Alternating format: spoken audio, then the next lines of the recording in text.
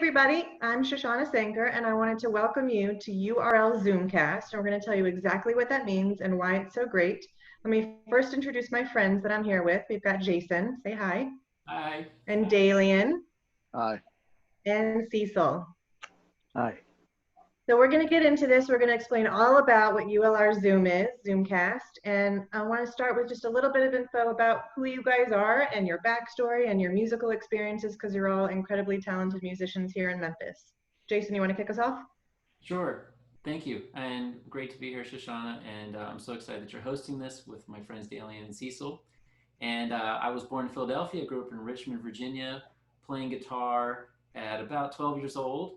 And fast forward through high school and college in Emory, I went to New York City for 10 years, where I studied the Torah, rabbinic studies in Washington Heights, and played jazz and blues in Harlem. Married my wife Michal, came to Richmond, Virginia, and then came out to Memphis, Tennessee, where I met Cecil and Dalion through you, Shoshana, introducing me through Blind Mississippi Morris. And I've been close friends with them, playing some amazing music and learning with them and building this project, which we'll go into. But that's my basic background. I feel very blessed to be here with them and now talking with you. Excellent. Happy to have you. Thank you. Thanks for putting us all together. Absolutely. All right, Dalion, let's go. My name is Dalion Russsell. I'm originally from Memphis, moved to Arkansas, raised over in Arkansas. Pretty much started at the age of 10 professionally through my mom, traveling with various artists, gospel artists to R&B artists. Then it's around the age of 15, started recording and started meeting great musicians around Memphis and different things. And basically around that area, started meeting guys like Cecil and Jason and everything. So I've been in the game for almost 25 years now. My dad, actually, he's a bass player. He played for Prince for a while. And so that's why I get a lot of the musical background from my mom and my dad. And, now I'm pretty much now with the URL and ULR, and also producing a lot of music now, and actually enjoying music with these guys. So that's pretty much in a nutshell. Awesome. We are happy to have you. Thank you for being here. Okay, Cecil, finish us up. Well, born in Memphis, traveled around the country, around the world, and basically been doing music. I guess I started probably at the tender age of 3 years old, trying to play instruments, and had a father who was very much so musically inclined, although I didn't know it. I thought the only thing he did was worked on cars and worked with electronics and this and that and the other. And one day he bought me a harmonica, and then he played the reeds off of it and then handed it to me. And I looked at it like, yeah, okay, nice. And, but what am I supposed to do with it? So anyway, he showed me that, and then bought a guitar for my older brother, because my brother wanted to be in a band. They were going to start this neighborhood band, and all of a sudden they decided, about after a week or so, no, we don't want to start a band. So there was this electric guitar lying around with nobody to play it, and I said, okay, I guess I'll play with that too.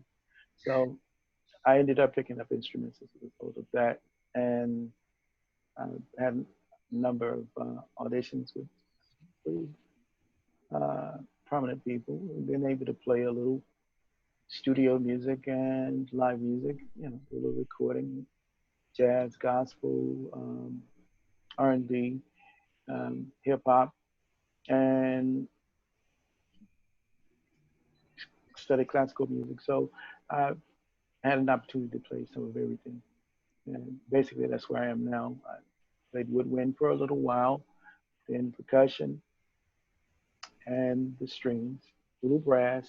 So I had the opportunity to touch on everything. Excellent.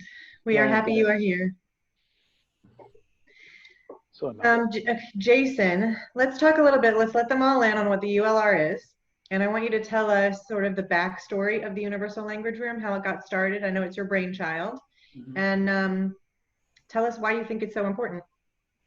Great, and I'll be succinct because Dalion and Cecil play a large role in this. But I will go back to 2000. I arrived in New York City and I started studying at Yeshiva University, which was a phenomenal experience to study the Jewish text in a very deep and a meaningful way.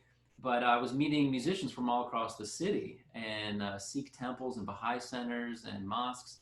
And I kept thinking, how am I going to talk with them? Because I'd go to interfaith events and I wasn't really keen on sharing scripture because there's places where that just doesn't meet and it won't Sure. meet. That's Right. my one man's opinion, but I wanted to find another way. So I started a music series in Washington Heights at the Bridge Shul, and I brought in my favorite jazz artists, Andy Statman, John Zorn, Kenny Werner, and Dave Liebman. And at that's where it all started. I was thinking, wouldn't it be great if I could just grab my guitar and start playing with them? And I think they would get pretty upset if I rushed the stage with my guitar and said, I want to join in, because they were at that level and they are at that level, very, very high level. But what if the jazz musician led everybody in a communal prayer or communal dialogue? So that's how I thought this could be a universal language room where we could learn the language of music and we could replicate this in the mosque, in the Sikh temple. And I could visit any house of worship, which is the house of God, the God of all people. And I'd feel comfortable there as a Jewish person. So that was the initial spark. And I started to develop it with William Ruiz and Gilbert Smith, my co-founders. And we took it to a certain level. But as I'm hoping my colleagues Dalion and Cecil will get into, it really blossomed here in the full flowering, a full blossoming that is just beyond my dreams or part of what I was hoping for.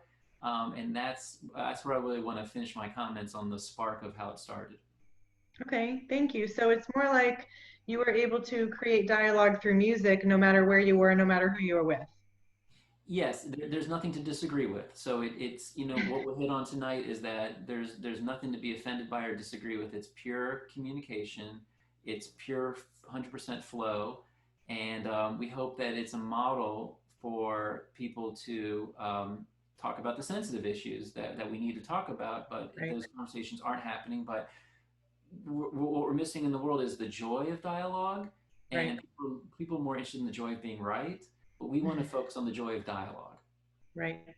Good. So then, Cecil, when Jason came to Memphis and he started the program here, how did that take shape for you and your involvement with him? Well,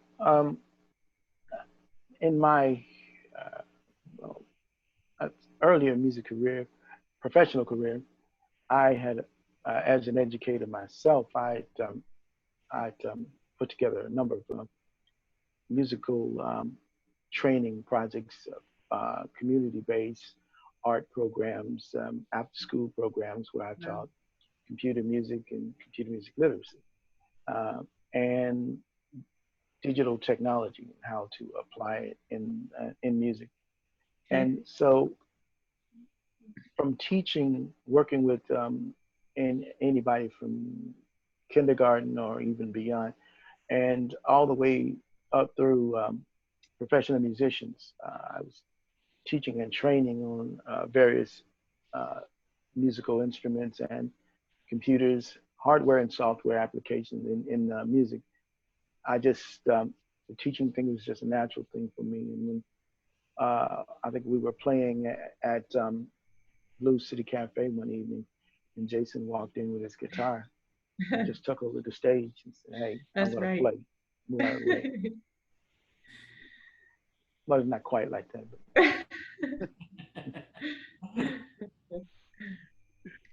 Okay, and so Dalion, tell me a little bit about y'all's introduction with the ULR and how you got involved. Oh, it was kind of similar, like Cecil's. Um, I kind of have a background dealing with education, dealing with music. Me and a friend of mine, we have this thing called the Two Kings Tour, and basically we take drums and we counteract with each other. I play one thing, he plays another thing, and we kind of talk to each other. Mm-hmm. And the audience has to figure out, why are we one at the time. Right. How did you guys become one? So that gives us the reason to explain it back to him. So when Jason came to us at Blue City Cafe with the idea, we was like, yeah, 'cause I'm already kind of doing it at Yeah. the time. But this has put it on another scale. So I can reach people that I probably wouldn't reach with us doing the thing that we were doing. Um, so when he stated, okay, we're gonna be coexisting with one another and pretty much talking to other people without talking to other people. I said, what? Right. So it was a great feeling in knowing I knew exactly what he was talking about. So kudos to you, Jason. Thank you. But yeah, it was kind of like, it was really powerful, I guess you would say, in a sense. And especially when we started doing it, because our first one was with a group of students at University of Memphis. And that really created something like, wow, this could really work. Like, right. Yeah. And they were looking at us crazy, like, okay, what is this? You know, what are you guys doing? You know, but after it was over with, they were like, wow. Yeah. It really helped us to communicate well with one another. And yeah, some of them that probably haven't even spoken to one another, they were just in class and laughed. And yeah, they were med students, so that was a whole nother thing. right. But that experience was exactly what the whole point of the ULR is to get people communicating and enjoying joy and music all together, even though they may be from different backgrounds. Right. Right. So Jason, I think right now with our chaotic environment of our world that we are all living in, something like the ULR is certainly needed now more than ever. So talk a little bit about how you wanted to promote dialogue and communication. You mentioned the other day a universal language revolution and what that looks like spiritually and how we can meditate together. Can you talk about that a little bit? Sure. Thank you, Shoshana. It's to me, a universal language revolution would be the idea that we are trying to solve some historic problems. We are aware of them. We have a very open society. We're being much more honest about all the problems with all the groups trying to live on the same planet. The problem is people are looking for things outside of dialogue and consensus to solve it. Right. We're moving towards violence and destruction and all kinds of means that I don't think are productive. And not to get into the details of the current situation, what I'm thinking is that there is a revolutionary feeling out there, and I think people want something different. And I mean, this is why I started the program for myself 15 years ago. I wanted something different. Right. You know? And you know, Cecil, Dale, and I don't want to speak for them, but I just feel like we do want to see something radically different in the world, but we want it done peacefully and through dialogue and through the soul and through the spirit. So universal language just gets into the idea that our languages force us into certain ways of thinking. And if we can undo it and deconstruct language to the point where we challenge our own ideas, we challenge other people's ideas, but we do it through the sense of exchange. Music can set the framework. So that's what we really want. We want people just to say, look, let's start from a clean slate. Let's deconstruct our languages. Let's just play through music. Let's try again. Let's talk about that subject again. Let's try that again, because we kind of went off the rails, and I want music to guide us. And let's try again. That's how I feel about a revolution in terms of language. Right. So, and Dalion, you were talking about how in that experience at U of M, you really saw the people coming together and connecting, and that's a huge part of what ULR is. How do you see other groups being able to make these special connections and eventually solve problems together that wouldn't have happened otherwise when they're sort of learning how to talk through music and be in this safe space together? I think that music is, you know, we already know music is universal. So with that being said, we know people talking music with song, poetry, different instruments. We have the lead guitar taking the lead, which is the melody, or the keyboard is taking the melody, or the bass guitar may be taking the melody in a jazz setting.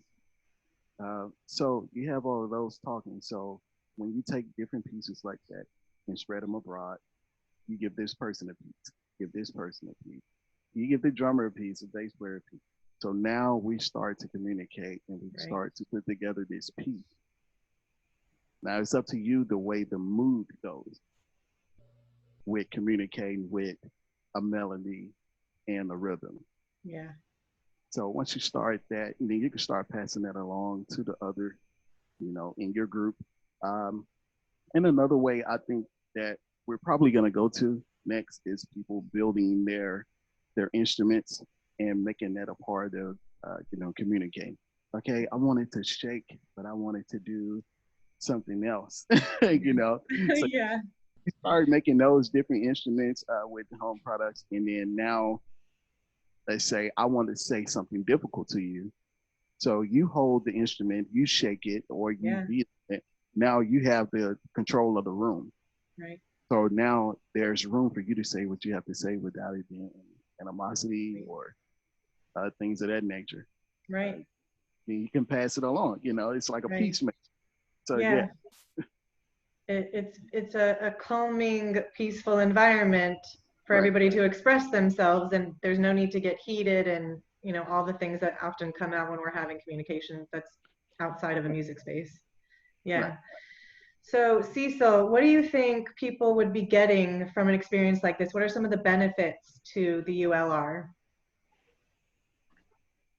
Well, some of the benefits that obviously we get is learning actually a new language to communicate with. Some of us may only speak English. Some of us may speak a little bit,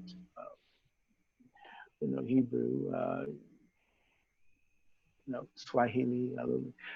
As a young man, I also studied with a master drummer from Senegal, West Africa, and where I actually learned the language of the drums, kachira, djembe, junjun, all of those in that orchestra. And I learned how with this one skin that would stretch across a wooden drum, how you could take that one skin and depending on how you tapped it, what you said, you could communicate to everybody in the village and neighboring towns and this and the other with this drum. And I was like, I actually learned and studied the language of the drum. And once I understood that an instrument could speak, the Western instruments that I played, I looked at them differently. I said, oh, well, these speak also. So let's see what I can say with these instruments. Then we were able to take that and speak to people and then introduce another language to. So when I started teaching children, I started using every instrument that I played as a communication tool. And that's how first we bridged the gap between youth, because I would go into schools and I'm playing music. I'm playing some of the stuff that they hear on the radio all the time. And he's like, wow, he sounds just like the radio. It's like, I didn't know those old guys listen to the same stuff we listen to, and we were not really that old, 20s. And it was like, these old guys, what do you know about that? You don't know anything about that. And actually, when they learned that, it was old guys like us in our 20s and so at the time who were actually writing the music and playing and recording the music that they were hearing. It's like, oh, so it's some of you guys, you old farts, you guys, you make the music that we listen to. Okay, all right, well, we'll listen to you. Then so we began to be able to bridge the gap between youth. Then it expanded to bridging the gap between different genders and races. We were able to talk to just to anybody through music, and even we took it into we used it from a therapeutic standpoint of view. I took our musical program one time into a center where everybody, there were a lot of mentally challenged individuals there, and some people who had never communicated and come out of their shell ever. And all of a sudden, when we played certain rhythms on the instruments, they were awake and alive, and they were interacting with people, And the instructors was like, wow, how did you guys do that? We've been trying to get this person to speak or interact for Wow. I don't know how long. And they just did it. You Right. guys are magic. And that's what, and that's what music is. It's magic. Right. And so. Yeah, and music is magic, and I think that that's the whole purpose of ULR is using that as the vehicle to make all these connections and reach out to all these people that you otherwise probably wouldn't have been able to connect with. And so you could just expand your reach and have nice open conversations through that platform. We're going to do a demo in just a few minutes, but before we do that, Jason, can you just kind of share a little bit about what you think is coming for the future of the ULR? Yeah. So from the beginning, I had the concept, but as you can tell from this great conversation with Dalion and Cecil, I brought in the experts. So if I'm given credit for starting the spark and then seeing the talent, I'll take credit for that. Cecil's rich background in this type of project and Dalion's similar rich background in all the genres and music, and both of them together are really teachers to me in the music. So I've really grown with them, and I feel like they've grown with me. We really complement each other. Great. What we really feel is coming up, and I'd like to share my screen here, is we're building out the website. We've been on Memphis TV a number of times. Awesome. With Amy Sporapoulos. That one is my friend Vaneet Singh, but there are other shows of us together, Cecil and Dalion and myself. We won an endorsement from the mayor's office, congratulating us for this. And this is from the great Dave Liebman, saxophonist par excellence. So I only bring these up just to show you that we feel it's going to be commonplace, is what I want to say. Yeah. It's going to be an everyday event that people will learn what we call the music combinations of notes, and they'll bring combinations to their friends, and they'll play and interact, and it'll just be a regular everyday event where people will just enjoy dialogue, and it'll filter everywhere. And when problems come up, people say, let's do a universal language. We're going to talk about this. If it goes off the rails, we're going to come back to the music. We're going to start again. And Cecil, myself, or Dalion will facilitate it, or other people we train. So that's what I mean in trying to be a succinct way. Is I'm very excited about the future, even though we're in this chaotic time. Sure. I think what the three of us have been working on can be replicated easily. It can be applied, and people can get a lot of joy out of it. Do you want to show us how you'll do it? Yes. Let's do that. You want to add something? All right, gentlemen. I ahead, wanted Jason. to say that the one thing that I think that is very positive on this is the trust between everybody. Good. One that does it, we get trust. The other people that actually join with them, trust becomes permanent. Right. That's really it. We do permanent relationships. Yeah. It's not just creating the connections, it's like solidifying them. Yeah.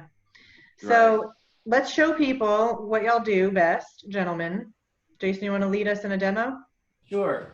I think I got Cecil on his bass. I'm on my guitar, and I think I got Dalion on his drums. What we do is really the first level is just boom whackers or little percussive instruments that people go da da da, and someone will respond da, da. We keep it really simple. But after a couple of sessions, people get melodic instruments and they take 4 notes, and we talk to each other. So if I'm playing C, D, E, G, I make these little ideas, and then like Cecil will respond to my.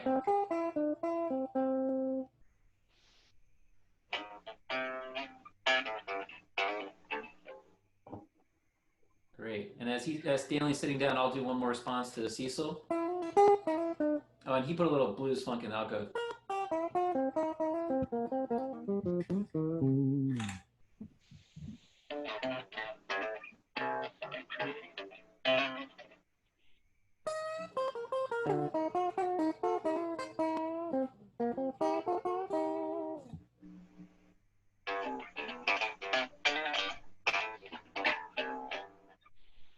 Good. So now you're hearing the melodic ideas. Now we've got Dalion ready to go. He'll give us some rhythmic concepts that we'll work with, and we'll build into our melodies. Okay.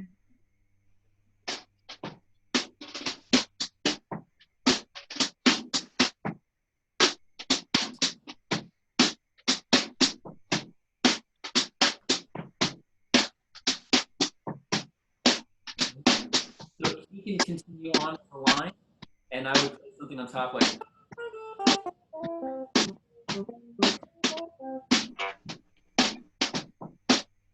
Would add baseline.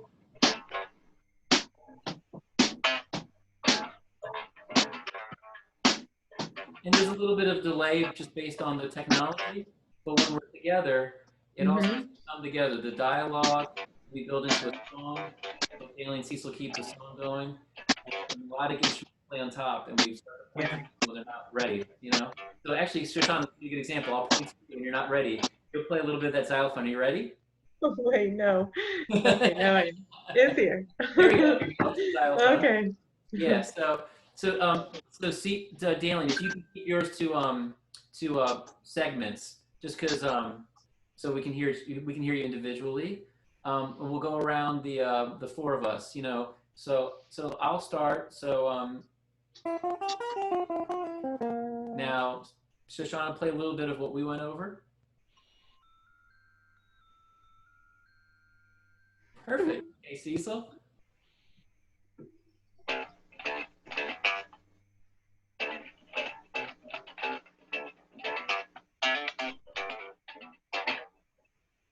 Okay, Dalion.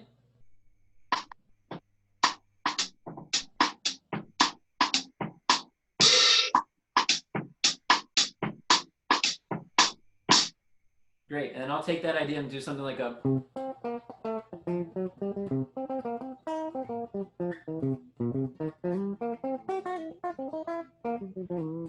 Okay, and then on the spot, Shoshana, you'll put in a little bit of those rhythms that we just did today. I know, on the spot. This is the fun part. This is what gets people laughing. Can you do it? Oh boy, I don't know. So you just get the xylophone like a da-da, da-da, da-da. Yeah. You want me to go now? Yeah. Okay.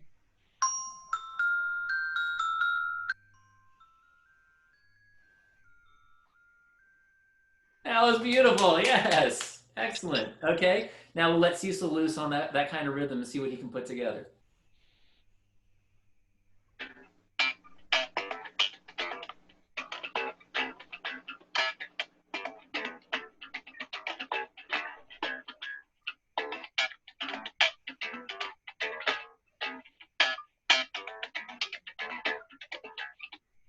Woo! Oh, gorgeous. Okay, and then we'll let Dalion wrap it up, and we'll continue. We'll complete this with all of his ideas, bringing everything we did together on the drum set.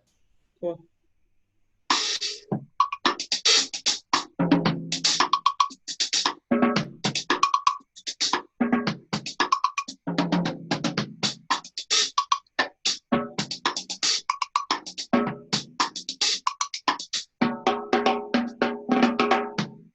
Oh, love it. You see why I love hanging out with them. Yes.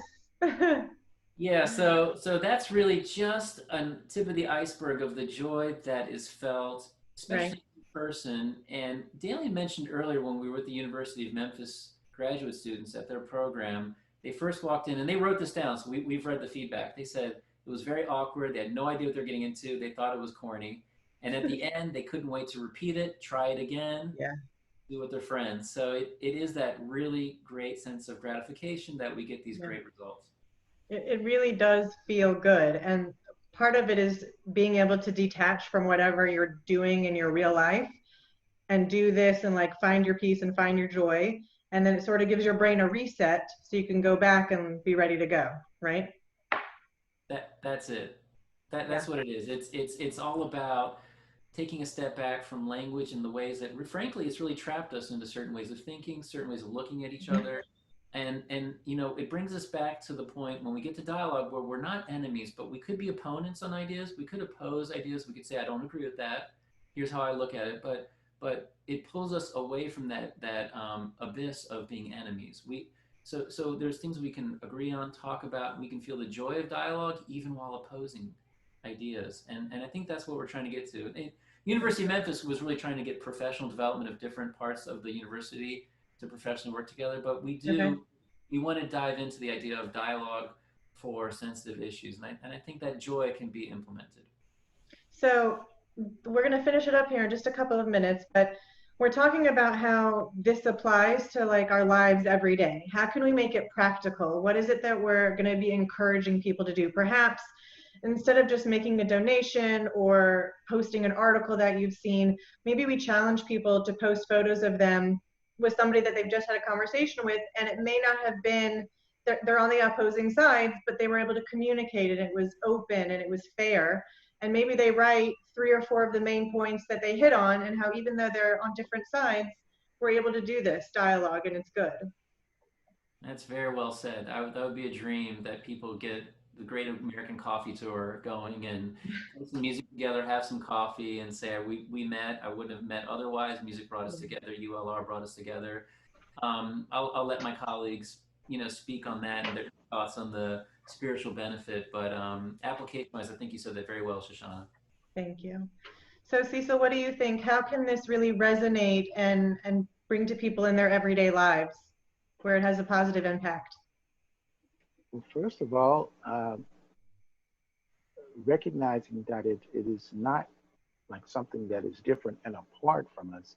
It is merely an extension of us. It is another aspect of us. And whereas you may know me in one sense, and like maybe you like that about me, or you don't like this, but you love the way I play music, and through listening to me play music, you hear another side of me, or hear another side of a person that you didn't know existed. And you say, oh, there's a compassionate side, and because music has that ability to create all of those moods, and to bring out of people those things that otherwise they may keep hidden, the joyful sides, the sad sides. We're this using these instruments as an extension of ourselves to expand beyond ourselves, where our verbal languages and the vibrational language of the music can then take over and stimulate and create in people some of those things, or actually open up and allow them to expose a side of themselves that otherwise you may not see. Right. It provides lots of potential for good outcomes. Dalion, tell me a little bit about what you think, how this translates into people's everyday lives and how they can practice this in other settings. I'm thinking more of it not being in a practical place, more, like you seen us playing instruments or music in like a club or, at a bar or something like that. You're actually using your living room. That way you can bring together different backgrounds, ethnic groups, pastors, missionaries, Jews, Buddhists, just different ethnic people and different groups. And that way you can actually learn more about each other and ask questions. And I think that actually makes it flow better with dealing with your religion and different groups and different organizations. And you can use these different methods to really attack different problems that's within different neighborhoods or different cities. And that can bring each other together. Like, hey man, let's use this and let's go to, a different state with it and let's see, how it goes. You're connectors. It's great. It's great. Well, I want to thank everybody. Y'all are incredible. You just gave us a taste. I want more. I need more of the music from y'all's geniuses. You're incredible. So Jason, let's just finish that off by telling people where they can go to learn more about ULR and how they can join you guys. And then we'll call it a day. That's great. Thank you so much for hosting this, Shoshana. And I want to say a special thank you to Cecil and Dalion for jumping on the call and sharing their thoughts. The Universal Language Room can be found at ulr1.com. This is a program sponsored by the Bridge Institute. We are a nonprofit 501c3 registered organization with a functioning board. We can go into those individuals another time, but they're a wonderful board of people supporting us. We're not particularly seeking donations. We are really trying to be self-funded, but we're looking for partnerships. And anybody can reach us at the website, or Jason at ulr1.com comes to me, where people have requested that we go to such places like Dexter Elementary. We got through the website and working with folks at WBGO, not WBGO, the local station here in WKNO. WBGO is New Jersey, which I just got their information from. WKNO here in Memphis got us connected to Dexter. So thank you, Cecil. So, so the website, email address, we're happy to start talking about setting it up. And we do Zoom calls with the JCC. I want to send a special thank you to the Federation and the Jewish Federation for sponsoring us. They've been a wonderful partner. So those are all the ways that people can get connected, start to learn, and connect with myself, Cecil, and Dalion. Excellent. Dalion, Cecil, Jason, thank you all. This was wonderful. Great conversation, great music. I'm ready for more. So I'll see y'all at the next ULR. All right. Thank you, Shoshana. It was wonderful. Thank you. Thank you.